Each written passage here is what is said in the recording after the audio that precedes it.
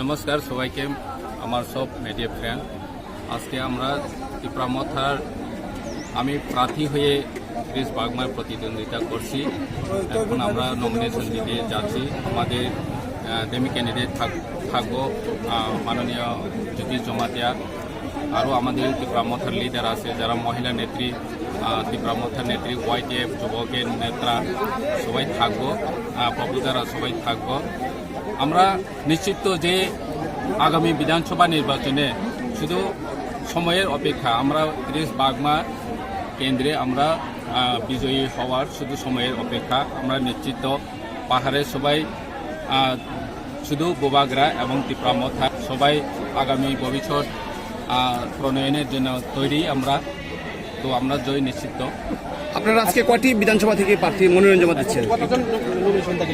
উদয়পুরে আমরা টোটাল তিনটা প্রার্থী দিচ্ছে, কিন্তু ওরা আসছে না, বিকালে দিব। কাকরাগঞ্জ প্রার্থী উনি আসবে বিকালে, মাতারবাড়ি প্রার্থী উনি আসবে বিকালে। এই মুহূর্তে নাম কি? কাকরাগঞ্জ প্রার্থী কিশোর দাস, মাতারবাড়ি বিরলাল নোয়াতিয়া, উনিও বিকালে আসবে। এই মুহূর্তে আপনারা কতজন জমা দিচ্ছেন?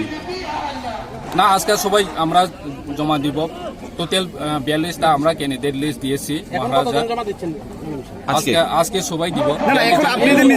এই মুহূর্তে আমি একজন